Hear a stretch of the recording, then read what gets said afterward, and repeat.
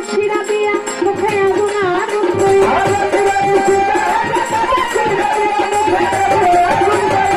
গভীর নিশীথে হঠাৎ তাপসীরা দিয়া মুখে আগুন আগুন কইয়া পিঠা দিয়া গায়ে ফুটিয়ে আগুন লাগিয়া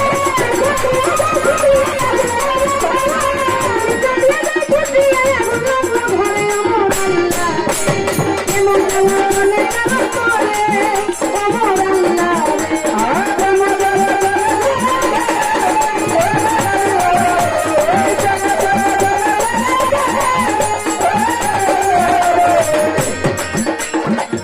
যেভাবে তাই আসরে তো চলিতেছে পাল্লা আপনারা বসে বসে করবে না সাজায় আর বড় পীর চলিতেছে পাল্লা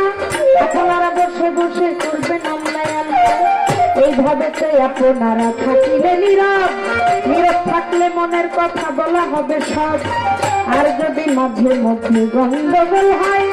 গন্ডগোল হইলে কি বিচার গানের মজা রয় আর যদি মাঝে মধ্যে ওঠা বসা হয় ওঠা বসা হইলে কি বিচার গানের মজা রয় মাঝে মধ্যে হাত তুলিয়া করলে একটু দোয়া আপনাদের দোয়া পেলে হবে গান গাওয়া মাঝে মধ্যে হাত তুলিয়া করলে একটু দোয়া আপনাদের দোয়া পেলে হবে গান গাওয়া আমাদের ভাবেতে প্রশ্ন করে প্রশ্ন করলো না আমি ধীরে ধীরে তাহার কথার করব বর্ণনা আমায় যে ভাবেতে কথা বলে কথা মন্দ না আমি ধীরে ধীরে তাহার কথার করব বর্ণনা আমায় যে ভাবেতে প্রশ্ন করে আসরের ভিতরে আমি ভুলি নাই কথায় আমার মনে পড়ে বলে কি আপনি বলবেন খাজা বাবা যখন মায়ের গর্ভের মধ্যে ছিলেন তখন খাজা বাবার মাকে কয়েকজন ব্যক্তি স্বপ্নের মধ্যে কিছু সতর্কবাণী করেছিল তারা কারা এবং কি সতর্ক করেছিল এবং খাজা বাবার কিছু নামও রেখেছিল সে নাম কি খাজা বাবা যখন মায়ের গর্ভের মধ্যে ছিলেন তখন তার মাকে স্বপ্নের মধ্যে সতর্ক করেছিলেন মা আয়েশা মা ফাতেমা মা খাদিজাতুল কুবরা আমার নবী করিম হযরত মুহাম্মদ সাল্লাল্লাহু আলাইহি ওয়াসাল্লাম মাওলা আলী তারা সবাই সতর্কবাণী করেছিল যে তোমার গর্ভের মধ্যে একজন আউলিয়া আসতেছে তুমি সাবধানে থেকো তুমি সচেতন থেকো এই হচ্ছে সতর্কবাণী কারা আসছে এটা বলে দিলাম এবার নাম কি রেখেছে আমার হুজুর পাক নাম রেখেছিল কথা বলেন না আমার হুজুর পাক নাম রেখেছিল আতায়ে রাসূল এটা গর্ভে থাকতে এবং মঈনুদ্দিন এই নামগুলো গর্ভে থাকা অবস্থায় আমার হুজুর পাক নাম দিয়েছিল যে ও যখন পৃথিবীতে আসবে ওর নাম রেখো আতায়ে রাসূল মঈনুদ্দিন এই ছিল আপনার কথা ছোট্ট করে চেষ্টা করলাম জবাব দেওয়ার জন্য এবার আপনার কাছে আমার একটা প্রশ্ন আপনি বলেছেন আজকে আপনি একটি কথা বলেছেন বড় পীর সাহেব আমার হুজুর পাক যখন মেরাজে যাবে তখন আমার হুজুর পাক ঘোড়াকে উঠতে একটু কষ্ট হচ্ছিল তখন আমার বড় পীর আব্দুল কাদের জিলানী রাহমাতুল্লাহি আলাইহি তিনি একটি পাথর রূপে এসে আমার হুজুর পাককে সাহায্য করেছিল আর আমার হুজুর পাক যে কদম মোবারক রেখেছে তার জন্য আমার হুজুর পাক দোয়া করেছিল তুমি আমার পা তোমার কাঁধের উপর পড়েছে আর তোমার পা সমস্ত ওলির কাঁধের উপরে পড়বে ভাই এখানে আমার একটু জানার বিষয় হলো এই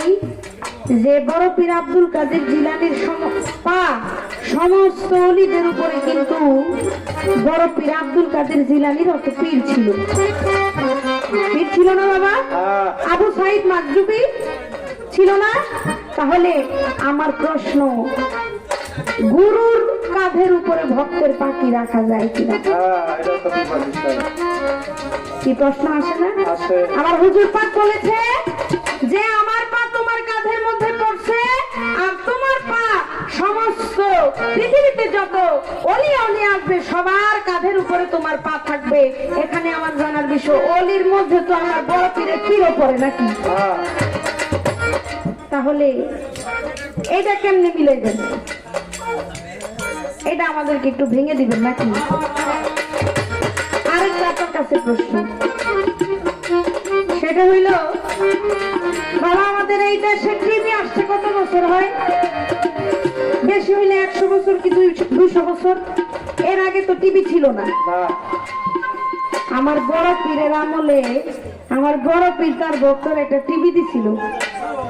এটা কি টিভি করবেন? এটা কি রঙিন টিভি না সাদা কালো টিভি, এলইডি নাকি? এই প্রশ্ন শুনছেন আপনারা? হ্যাঁ, জবাব দিতে আপনার দায়িত্ব শুনবো। আমি প্রশ্ন করছি আপনারে, আমাদের এই দেশে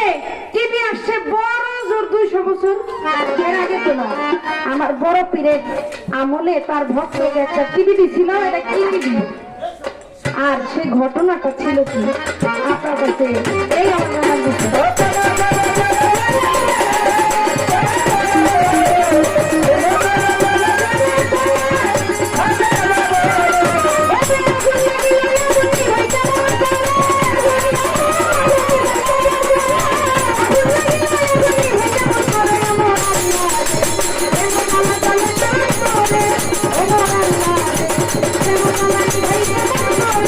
Oh,